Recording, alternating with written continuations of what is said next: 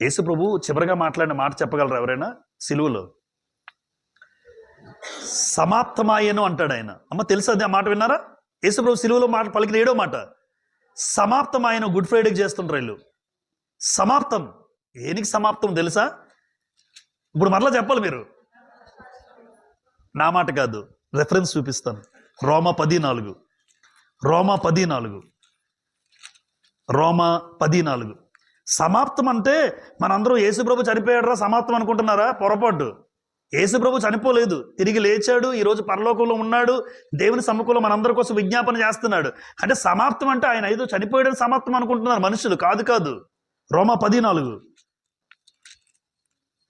విశ్వసించు ప్రతివానికి నీతి కలుగుటకై క్రీస్తు ధర్మశాస్త్రమునకు సమాప్తి అయి ఉన్నాడు. ఎంత మంచి మాట! క్రీస్తు ధర్మశాస్త్ర